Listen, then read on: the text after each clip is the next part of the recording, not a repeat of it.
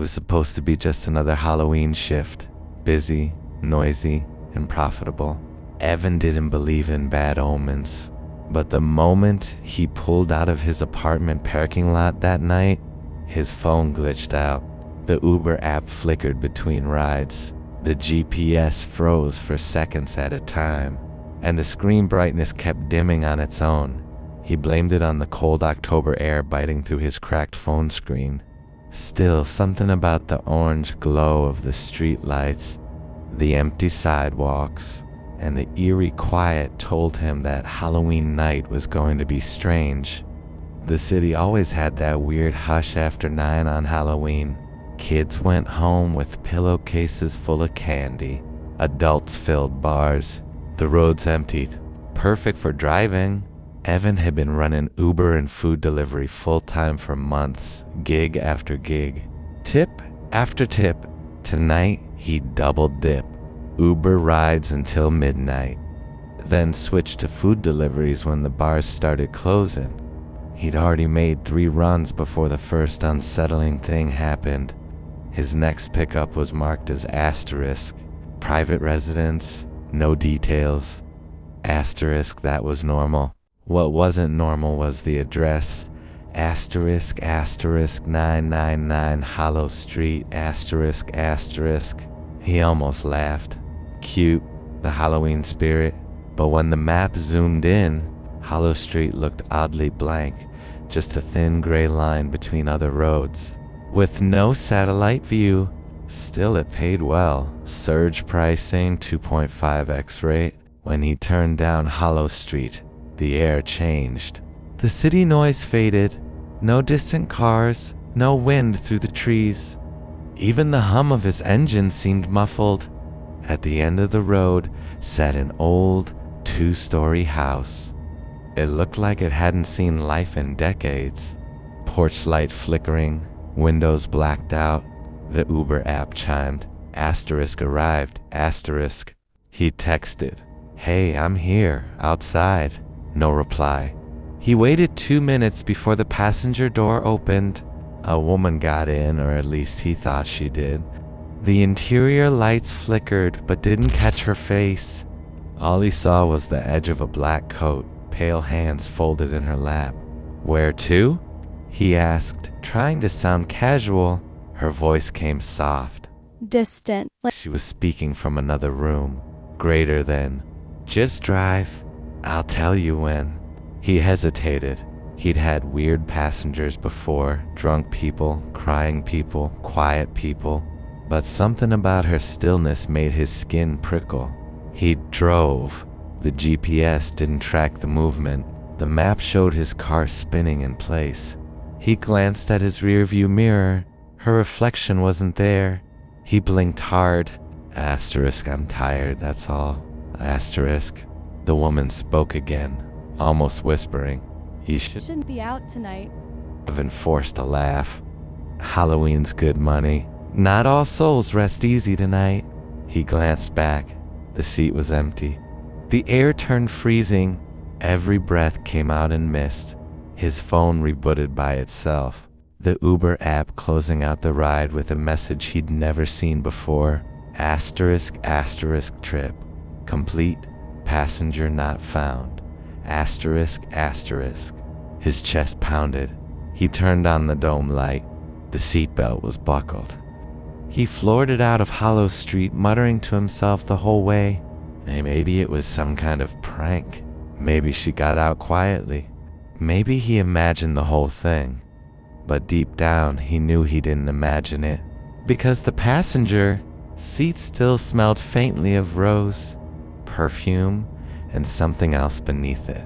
Something like wet soil. By midnight, he'd switched to food delivery. The city looked emptier now, like someone had dialed down reality a notch. His first delivery was from a 24-hour diner to apartment 14. Greenwood Towers. The building was real enough, though the lobby lights flickered and the elevators creaked like they'd been running since the 70s. He climbed the stairs with the brown paper bag, every footstep echoing too loudly. On the 14th floor, the hallway lights dimmed one by one behind him. Apartment 14's door stood ajar. He called out, "Delivery." No answer. He pushed the door open slightly, just enough to set the bag on the floor, and froze. Inside, a TV was playing static. The faint outline of a figure sat on the couch, not moving. The voice that came from the static wasn't part of any broadcast. It said his name, greater than Evan. He stumbled back, heart racing. The figure on the couch turned its head, slowly, but where the face should have been, there was only black. The hallway lights went out. He ran. When he reached the stairwell, his phone buzzed. Asterisk delivery completed. Asterisk he didn't remember finishing it. The app showed a $66.60 tip. He drove away shaking, trying to calm himself down. Maybe someone hacked his account. Maybe it was a coincidence.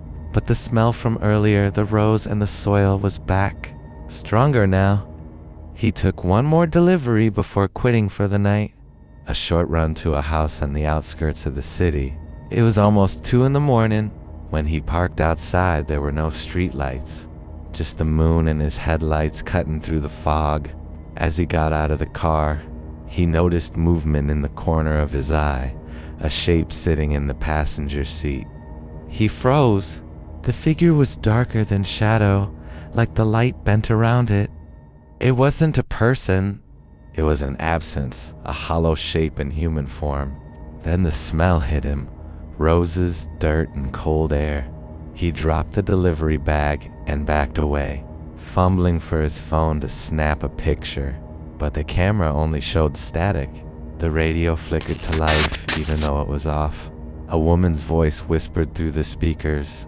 He gave her a ride. You went where the living shouldn't go. Now she knows you. Evan's vision blurred. The figure leaned closer. He could feel its presence pressing against his mind, memories flashing in reverse. The passenger, the apartment, the static saying his name. He jumped into the driver's seat, slammed the door, and drove. No idea where. Just as seeing away, every turn led him somewhere unfamiliar. Street names changed, buildings warped. The GPS showed looping roads that fed into themselves. He realized he wasn't in the city anymore. He stopped to breathe. The gas gauge flickered between full and empty. His phone battery drained from 80% to 5% in seconds. The Uber app opened by itself. It displayed a single ride request. Pick up Hollow Street. Destination, Greenwood Towers. A PT-14. He stared at it. His hands trembled. When he tried to exit the app, it wouldn't close. The accept button pulsed like a heartbeat.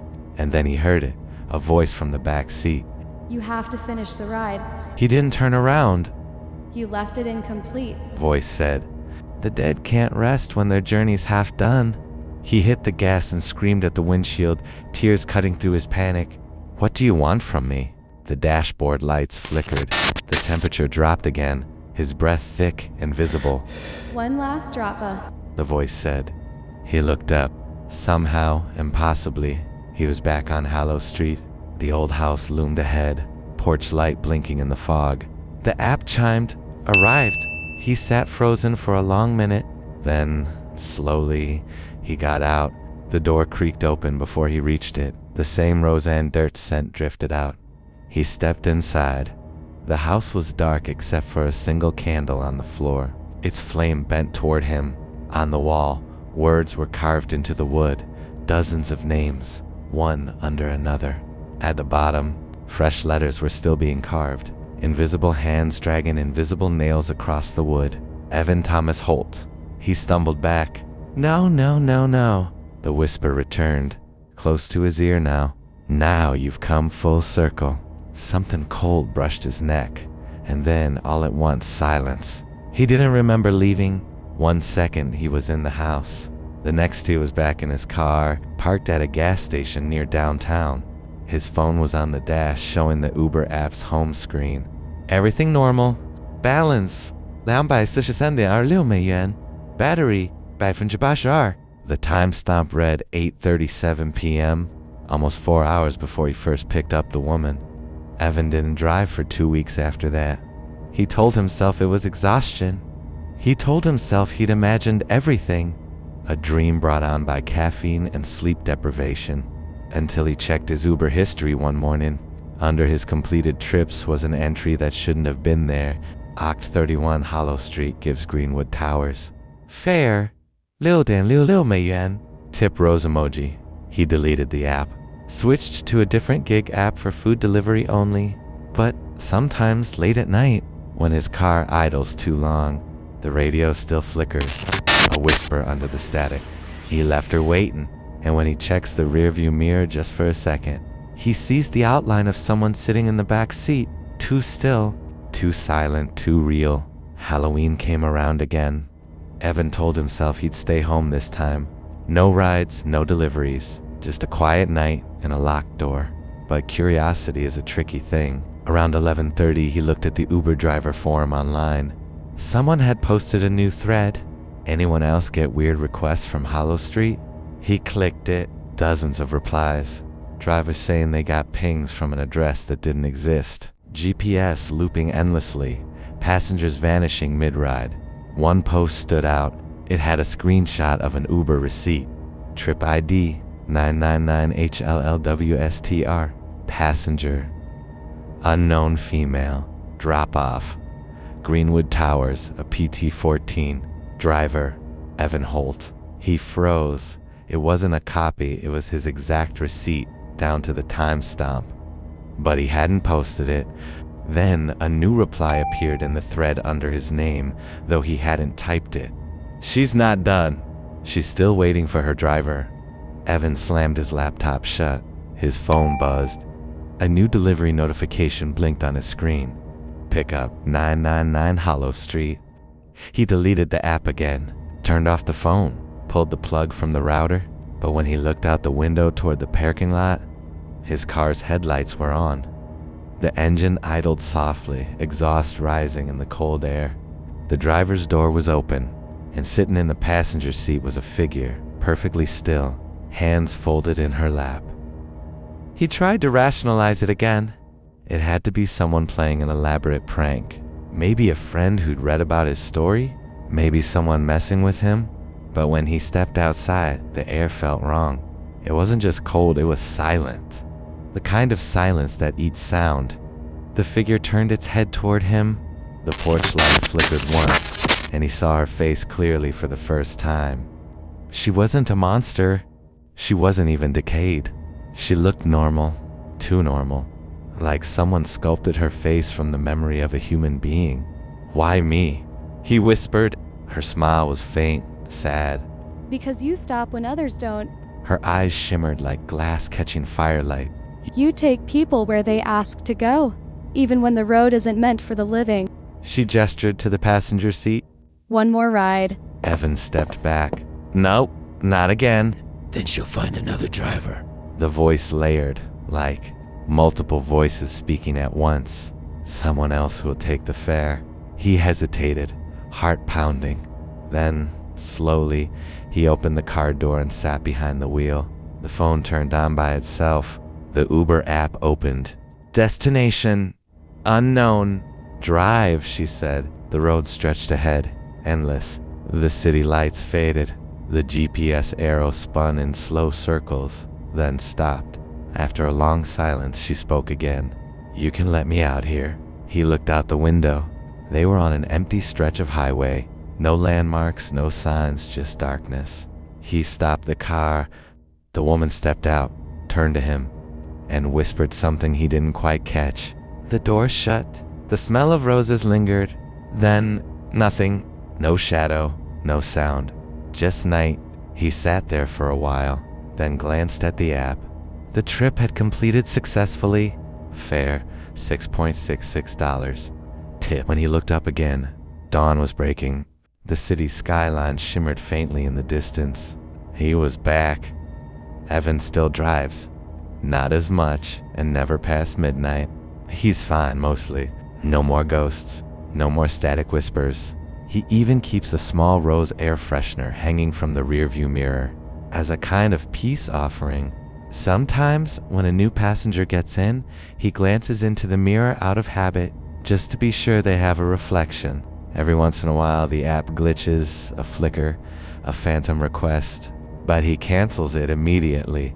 He's learned his lesson.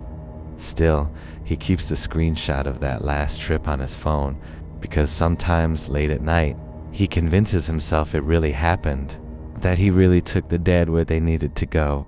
And on nights when fog rolls over the city and the radio hums between channels, he swears he can smell roses again. When that happens, he whispers quietly into the dark, "You're welcome," and drives on. You've already stepped too far into the dark. Subscribe and let the shadows whisper their next truth directly into your ear.